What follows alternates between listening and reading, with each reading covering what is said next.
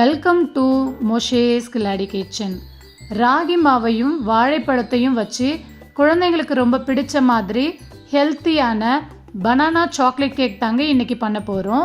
இந்த chocolate cake ரெசிபியை பார்க்குறதுக்கு முன்னாடி இது வரைக்கும் நம்ம சேனலை சப்ஸ்கிரைப் பண்ணாமல் பார்க்குறீங்கன்னா சப்ஸ்கிரைப் பண்ணிவிட்டு சப்போர்ட் பண்ணுங்கள். இப்போ இந்த கேக் பண்ணுறதுக்கு ஃபஸ்ட்டு கடாயை ப்ரீஹீட் பண்ணிக்கலாங்க. அதுக்கு அடுப்பு ஆன் பண்ணி ஒரு கடாய் வச்சுருங்க. அதுக்குள்ளே 1 இன்ச் அளவுக்கு தூளுப்பு, அதுக்கு மேலே ஒரு ஸ்டாண்டு வச்சு மூடி போட்டு அடுப்பை சிம்மிலே வச்சு 15 நிமிஷம் ப்ரீஹீட் பண்ணிக்கோங்க. இப்போ நம்ம கேக் பேட்டர் ரெடி பண்ணிக்கலாங்க. அதுக்கு ஒரு பவுல் எடுத்துக்கோங்க. அதில் 4 மீடியம் சைஸில் பழுத்த வாழைப்பழத்தை தோல் உரித்து பவுலில் சேர்த்துட்டு அதுக்கப்புறம் ஃபோர்க் வச்சு நல்லா மசிச்சு விட்டுக்கோங்க. எந்த அளவுக்கு நல்லா மசிக்க முடியுமோ அந்த அளவுக்கு நல்லா வாழைப்பழத்தை மசிச்சு எடுத்துக்கோங்க.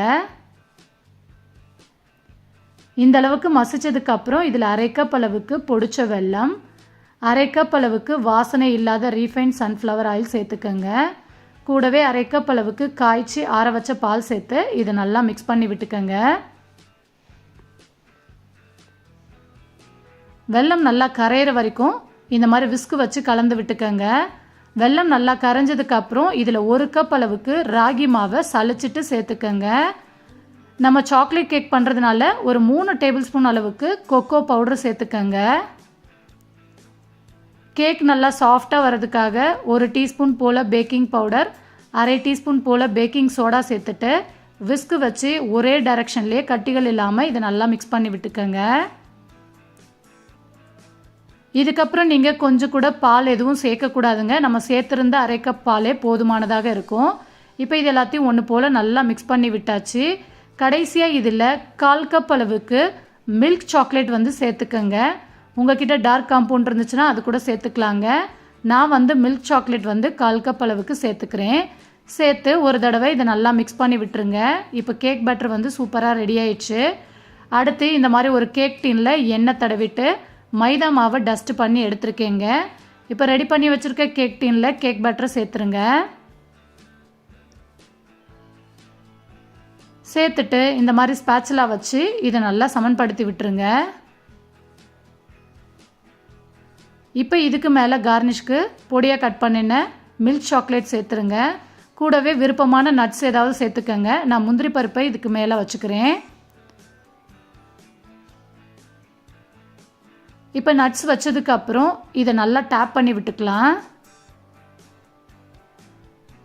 டேப் பண்ணதுக்கப்புறம் 15 நிமிஷம் ப்ரீஹீட் பண்ணி வச்சுருக்க கடாயில் இந்த கேக் பேட்டரை வச்சு 30லேருந்து 35 நிமிஷம் பேக் பண்ணி எடுத்துக்கோங்க.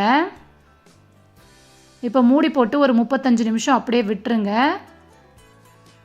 இப்போ பார்த்தீங்கன்னா கரெக்டாக 35 நிமிஷம் ஆயிடுச்சு. நம்ம ஓப்பன் பண்ணி பார்க்கலாம். பாருங்கள் கேக் எந்த அளவுக்கு நல்லா பொங்கி வந்திருக்குன்னு. இது வெந்திருக்கான்னு ஒரு டூத்பிக் வச்சு இன்சர்ட் பண்ணி பாருங்கள். கொஞ்சம் கூட ஒட்டாமல் வரணும். அதே மாதிரி கேக் நல்லா ஆறுனதுக்கப்புறம் டிமோல்ட் பண்ணிக்கோங்க. இப்போ பாருங்கள் கொஞ்சம் கூட ஒட்டாமல் எவ்வளோ சூப்பராக வந்திருக்குன்னு. இப்போ உங்களுக்கு விருப்பமான ஷேப்பில் கட் பண்ணி சர்வ் பண்ணுங்கள். வாழைப்பழமே பிடிக்காதுன்னு சொல்கிற குழந்தைங்களுக்கு இந்த மாதிரி கேக் செஞ்சு கொடுத்து பாருங்கள். கண்டிப்பாக விரும்பி சாப்பிடுவாங்க. இந்த கேக் அப்படியே ப்ரௌனி டேஸ்ட்லேயே அட்டகாசமாக இருந்துச்சுங்க. மிஸ் பண்ணாமல் ட்ரை பண்ணி பாருங்கள். ட்ரை பண்ணிவிட்டு மறக்காமல் உங்கள் ஃபீட்பேக் சொல்லுங்கள். இந்த வாழைப்பழ கேக் ரெசிபி உங்கள் எல்லாருக்கும் கண்டிப்பாக பிடிச்சிருக்கும்னு நினைக்கிறேன். பிடிச்சிருந்தா லைக் பண்ணுங்கள், ஷேர் பண்ணுங்கள். மறக்காமல் மோஷேஸ் கில்லாடி கிச்சனையும் சப்ஸ்கிரைப் பண்ணிவிட்டு கூடவே ஆளுங்கிற பெல் பட்டனையும் கிளிக் பண்ணி வச்சிட்டிங்கன்னா நான் போடுற வீடியோஸ் எல்லாம் உடனுக்குடனே உங்களுக்கு நோட்டிஃபிகேஷனாக வருங்க.